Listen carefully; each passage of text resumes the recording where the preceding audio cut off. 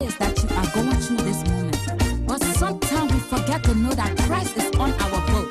All you have to do is just go there and wake him up, and he will calm your storm.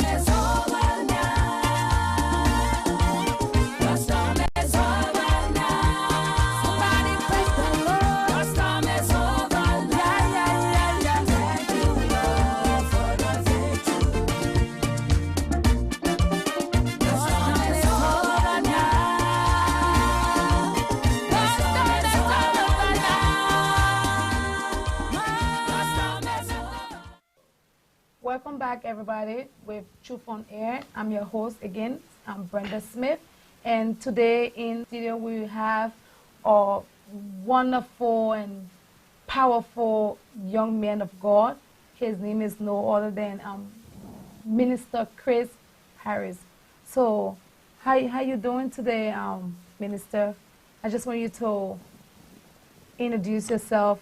I would love to do it, but you do it best to introduce yourself to the people out there. How you doing? Thank First of you. all, I want to say it's an honor and a privilege to be here before you to get a chance to talk and shed a little bit of my life story, just a little bit for the first half. My name is Chris Harris. I belong to a church called Nehemiah Walls. Okay. It's in St. Paul. St. Paul. I was born in Chicago. All right. In the streets of Chicago. I'm on the south side of Chicago. My mother is Josephine Harris. I got a sister.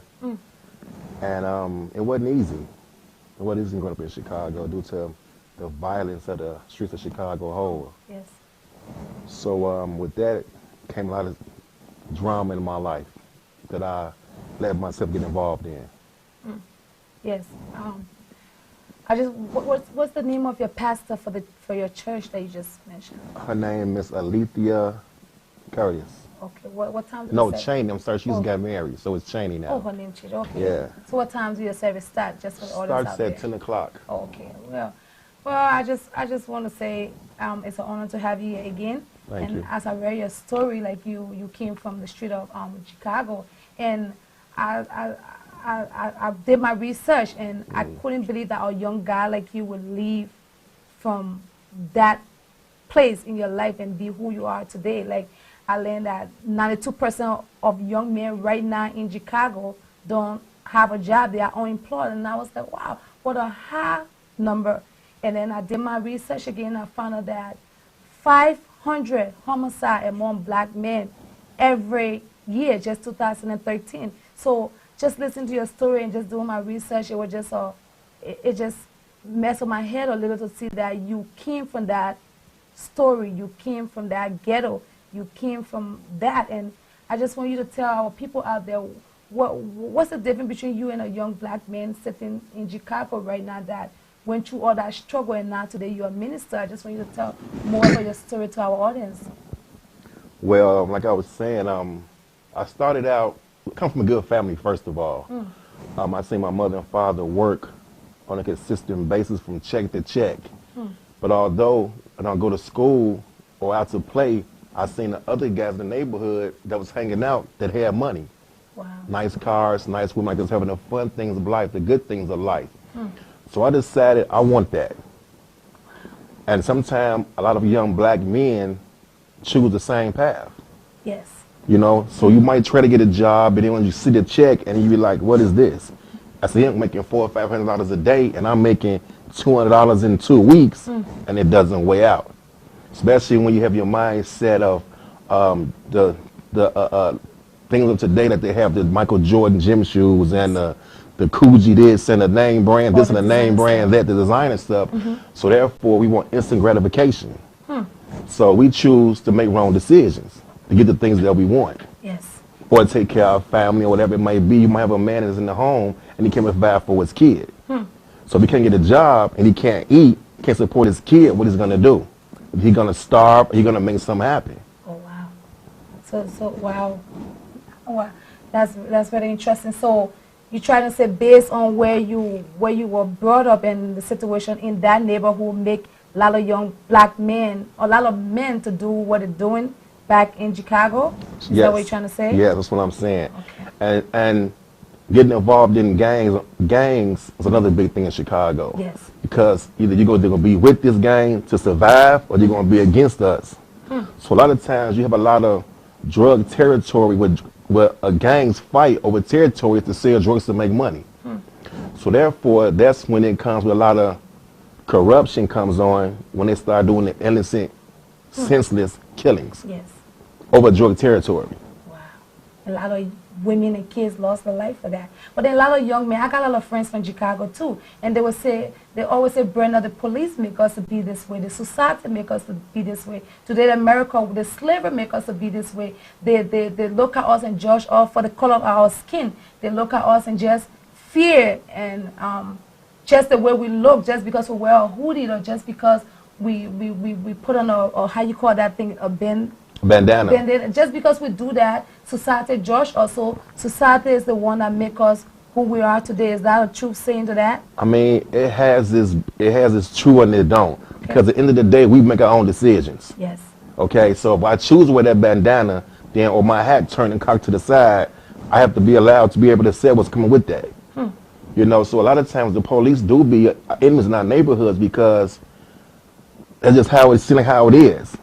You know, they do their job, but at the same time, it's corruption with the police department too. Yes. So they'll judge you. You could be coming from school and be not even in a drug or a gang, you know, and have on some saggy pants or a white T-shirt and coming out right from the police. They just judge you. Okay. You know, they want to judge you by your outer appearance. So. Wow. That's a tough thing, and young men like you will bring a change to that. Sometimes you think in your life that you don't really make a change, but people that your young friends that in Chicago, like you said, you used to be on the street, you used to be a gangster. I just want you to like give a little word of encouragement to them, like when they see themselves in that type of situation, there's a way out. Like some of them feel there's no way out. And a lot of our superstars like Michael Jordan, and you need them. They all was from the hood, they all from the ghetto, and today they're who they are. So I just want you to give a little advice to them, like what message will you tell them, like how can they recover from that? If you can do it, I guess they can do it. So I just want you to send a message out there that gang and violence is not good. At the end of the day, women and children suffer, and I did my research. Every time they're doing this shooting and this killing, the innocent people suffer. Just the other day, I think a little baby in Chicago lost their life. Not even in Chicago, in Minnesota, all over the world, especially with our black men. I think you guys should set an example for us, the black women. And I know you guys have a lot of potential in them. So I just want you to give a little advice to a young man sitting there and just feel that violence is the only way, and selling drugs is the only way. I just want you to... I'm gonna emphasize on that. I look from both. I can relate to both sides. And I've been on both sides. Okay. At one time, I thought that was the way also. Oh wow. You know, I sold drugs. I was a gangster, and that kept me safe. It made me get where I wanted to get to. I didn't think it was a way out. I didn't know how to get out. Sometimes we want to get out, but don't know how to get out. So today, by the grace of God, I've gotten out. You know, they had a thing on me. I wasn't gonna make it past 16 years old. I mean, that's how it is on our black young men in Chicago. Some don't make it past 16 or 18 or 21. It's already set. You're gonna be dead by one of these times. Wow. But by the grace of God, I'm still here because God had a purpose in my life that I didn't even know myself. So I thank God for my praying grandparents. Oh wow. Because they prayed me through. So therefore, it is a way out. I had to first realize in myself that it wasn't about no money, it wasn't about the cars, it wasn't about the women. And they started making a change because I have sons. So if I keep the cycle going, it's gonna keep going. Thank you. It has to be broken, It has to be broken somewhere. And we call them generational curses. So I had to make a decision, okay, I've been there, done that, what can I do now? Amen. So now I'm taking time and believing and trusting God. Now, things be slow and tight sometimes, but I continue to trust God. No matter what happens that comes in my life today, I'm trying to remember to trust God first. I like that. So our young black brothers out there, whatever color, whatever nationality you are, like I said, my show is called Truth on Air. I reach into everybody, any community, African American community, Liberian community, you just name it, the white community, anybody. So violence is not the answer, like he said. Like if God can change Minister Chris from a gangster to what he is, God can do the same for you. So Yes. don't think violence is the answer. It's not, and you can get your way out. And brother, I just want to tell you thank you for that. You really have the brave mind and the courage to come on the show to say. A lot of people won't be brave to come and say their past and their story. So I just want to tell you thank you for that. So and one other question I want to get into. Now we're done with the gangster life a little bit, and now we're coming to the God business. And I was interested in when I read your story. You said you dedicated your life to God like 7 years ago. I just want to see. I want you to explain a little bit about that. What's the changes and what are the challenges now to be as a pastor, and in your life story back then you was a gangster? Like, what's the difference? How do you handle that? Okay, well, first, I'm not a pastor yet. Okay, sorry. I received that. Amen, Amen, in Jesus' name. Minister, yeah. Right. It was a struggle. It's still a struggle. I mean, because I'm still young. Yes. I'm used to doing certain things how I want to do it. You know, and I have to realize it's not about me, it's about God today. So I'm going to let God do what he's going to do with me and let him be my judge, let him be my guide. Amen. Sometimes I still want to do things, like I say, I know I shouldn't do. I want to go to the club sometime. I want to hang out with my buddies sometime. Because just because I don't do the things that I used to do no more, I don't want them to think I'm better than them. Because I'm not. I'm nobody trying to tell everybody about somebody that can save anybody. And that's Jesus. Amen. You know, so I have to lead by example. So I let them see that I can still hang out with you sometime. I don't have to smoke as you smoking. Yes. I don't drink as you drinking. Oh. Wow. You know, yes. So I still try to let my light shine before men. The Bible says, "With love and kindness have I drawn all men."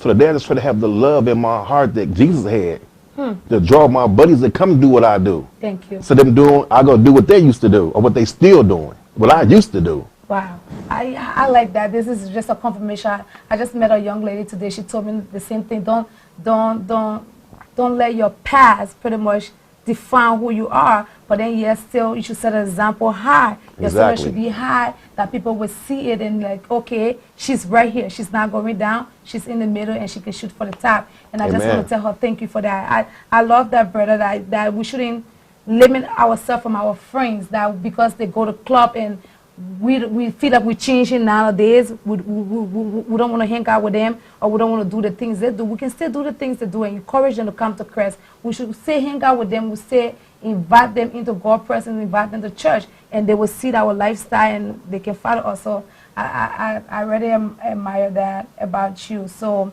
the next question, so what are you doing in your African American community, in our community, in any community, to set an example? Do you have any foundation for young men or young women? What do you have anything for Africa or whatever? Actually, it's a few things I want to do. I'm gonna talk about our culture first, my culture first. Okay. I take time and I go to different jails to talk to the young kids about the gangs and about the drugs and about that lifestyle. Because a lot of time it's not all about just the drugs and the gangs. It's the lifestyle. The lifestyle become more addictive than certain drugs do, or being a drug addict. Wow. You know, I was once hooked on the lifestyle. So, and I mean by the lifestyle, I mean having the finer things of life. I had to be in the freshest clothes that come out, the freshest newest shoes that come out, the nicest car that come out, but yet I was still empty. I was spiritually bankrupt. I was still missing something. Wow. With money in my pocket, with the finest girl on my side, with the prettiest car I'm driving, but I was yet still empty. Wow. I was still missing something. That was Jesus. I was still empty. So now, I still like nice things, but not have my priorities in order. It don't matter if I have a suit on Sunday. Because I used to dress up, and like I said, inside was corrupt. So I don't want to dress a certain way, had the person looking at me a certain way, or I think I'm better than you, because I'm not. So I'll hug you where you at, meet you where you at, the same way Jesus did, meet you where you at on the road of your life. Meet you halfway, yes. So don't judge me, I'm not going to judge you. I like that. Thank you, thank you. Yeah, and I like what you said, don't judge me. Nowadays, our society put us in this box, especially young people. I said to our pastor earlier, doing the interview with him, that the churches nowadays make young people to run away, and we come into these churches, they judge us, the society judge us, they put a label on young men, and especially our black men. Black men, they do have a lot of talent, you know, we do have a lot of great black men, and we got a long list of them. We shouldn't even go there today, because then we'll run out of tip. So we got a long list of black young men, but society just put that, what the word, stigma on them, that they just, a certain way, it's not truth. And like Minister Chris said, if he can make a difference, you can make a difference. You don't have to wear the newest clothes and the newest shoes and everything.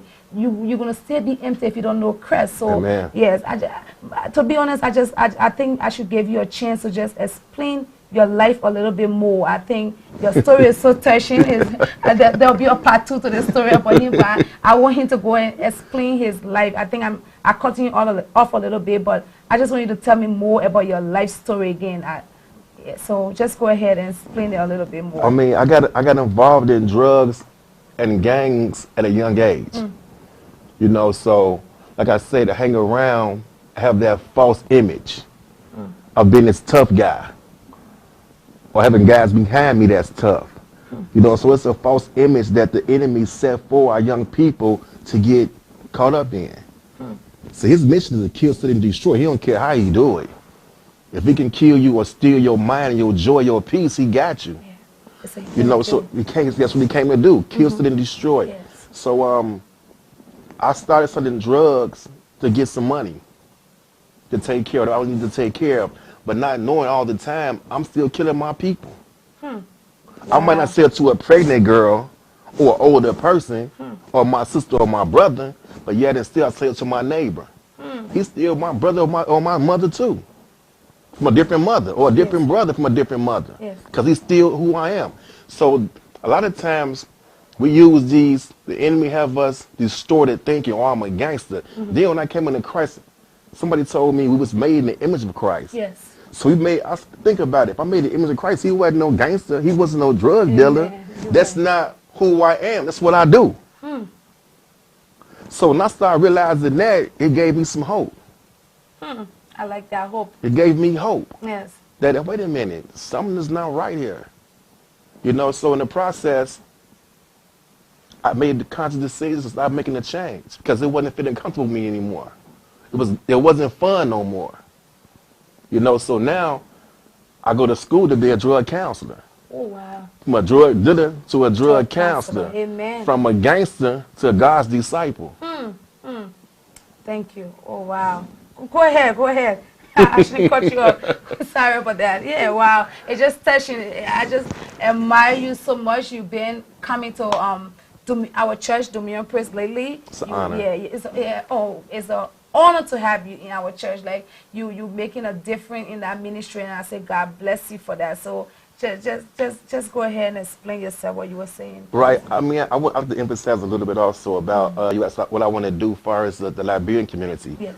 I heard the stories. Me and prophetess Ebony, I should have set a crusade up. I heard them talking about how the young kids over there, mothers and fathers would sell their kids, the girls' bodies to give money for them to go to college. Oh, yeah. So I want to set up some kind of program or some kind of foundation where I'm going to take my own money. I'm not going to look for nobody to give me some money, but my goal is to send 100 kids to school. In Africa. In Africa. In Liberia. In Liberia. Oh, wow.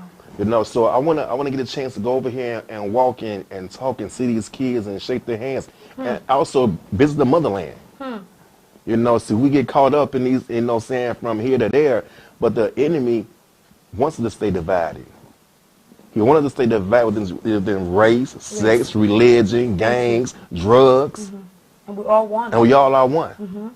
You know, so I'm excited about doing this crusade to go over here and when are you guys going? we're working on that right now, so that'll be a part 2. Wow. So look out, we'll be coming to Liberia. Yeah, we'll be coming to Liberia. Thank you.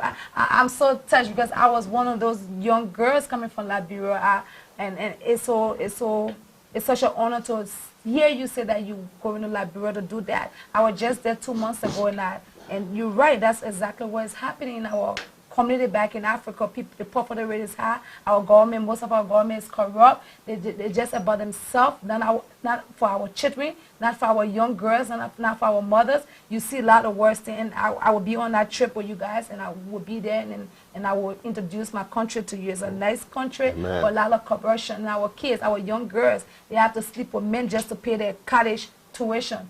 They got to do a lot of things that is not God, of God. So it's such an honor and a blessing to have a young man like you to say that you're going to do something like that. And I bless God for you. You say your own money, your own things, people, you support him.